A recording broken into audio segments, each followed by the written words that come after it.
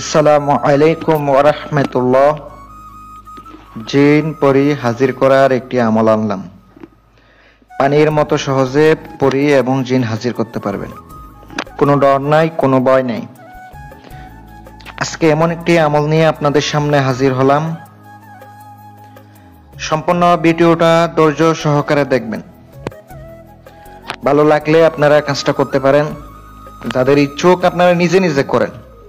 অনেকে আমার ফোন দিয়ে বলেন, ভাই আপনি কাজ করে দেন, ভাই আপনার খরচ দিতে না পারলে আমি করব কেমনে?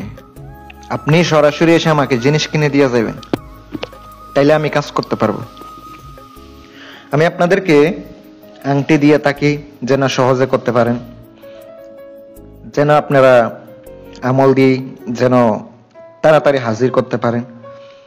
আর যারা শিক্ষা নিতে চান, শিষ্য হবেন, ইনশাল্লাহ আপনারা সরাসরি এসে শিখতে পারবেন।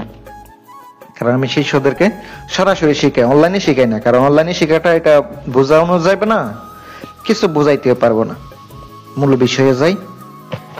আপনারা ভিডিও দেখেন ঠিকই, কিন্তু অনলাইনে থাকা অবস্থায় ডাউনলোড করে ফেলেন। কিন্তু অনলাইনে থাকা অবস্থায় দেখবেন যেন ভিডিওতে একটু ভিউ হয়, আর 10 জনের মাঝে শেয়ার করবেন, তারাও যেন উপকৃত হইতে পারে। আজকের যে আমলটি, এটা করলে আপনার কোনো ক্ষতি হবে না, কিচ্ছু হবে না, কিচ্ছু করতে হবে না।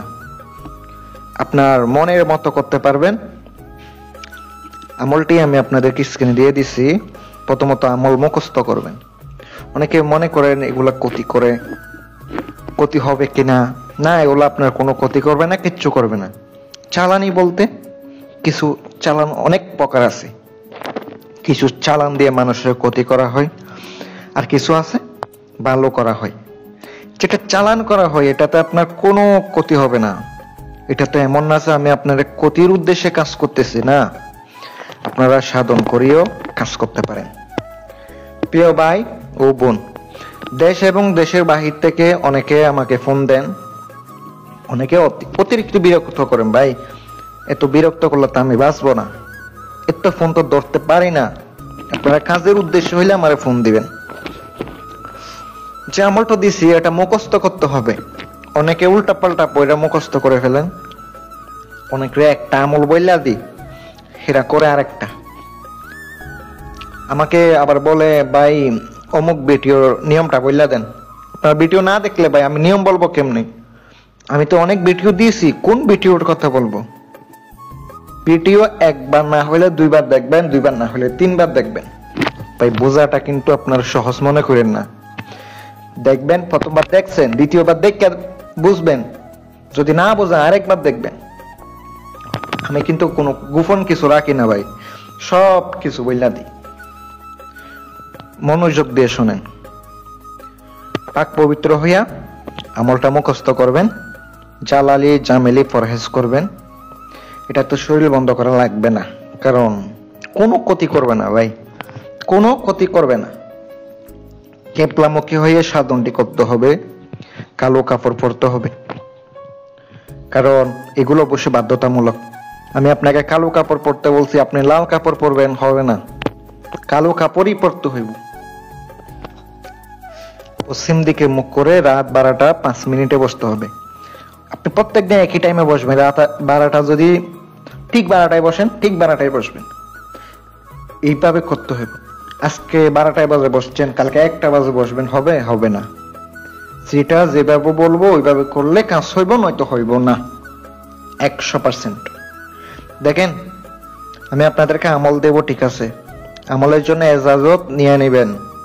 আমার অবশ্য কল দিবেন না, কমেন্ট বক্স খোলা আছে, অনুমতি চাইবেন, অনুমতি দেব। যাদের ভালো লাগে কাজ করতে পারেন। মন্ত্রটি 121 বার পড়তে হবে। মন্ত্র হোক, আমল হোক, যেটাই হোক 121 বার পড়তে হবে। কোনো দুরূদ শরীফ পড়া লাগবে না, কোনো কিছু পড়া লাগবে না। বসে শুরু করে দিবেন উস্তাদের নামটা নিয়ে। করার আপনি দেখতে পাবেন, বুঝতে পাবেন। অবশ্যই আগরবাতি জ্বালাবেন রুমের মধ্যে। যে রুমে করবেন খালি রুম হতে হবে, চিল্লাচিল্লি যেন না হয়। অনেকে রুমে আছে, অনেকে কাজ করেন চিল্লাচিল্লি করে, বাহিরে সাউন্ড হয়। এই ধরনের কাজে কিন্তু আপনার হবে না, ধ্যান অন্যদিকে চলে যাবে। এগুলাতে কখনো কিছু হবেও না। বলে দিলাম। আর ইনশাল্লাহ করতে পারেন, হাজির হইলে সুলাইমান আলাইহিস সালামের কসম দিবেন, ইনশাল্লাহ অনেক কিছু এর মাধ্যমে ক্যান্সেল করাইতে পারেন, অনেক কিছু হাসিলও করতে পারবেন ইনশাল্লাহ। আর কথা হচ্ছে এগুলা করতে গিয়ে কারো কোনো ক্ষতি হইলে আমি দায় নাই, কারণ আমি দিতেছি, ঠিক আছে। উল্টা পাল্টা করবেন, বুঝেন না, জানেন না, তাইলে তো উল্টা পাল্টা হবেই। আর ভালো থাকবেন, চ্যানেলটি যদি ভালো লাগে সাবস্ক্রাইব করে রাখবেন। আসসালামু আলাইকুম ওয়া রাহমাতুল্লাহ।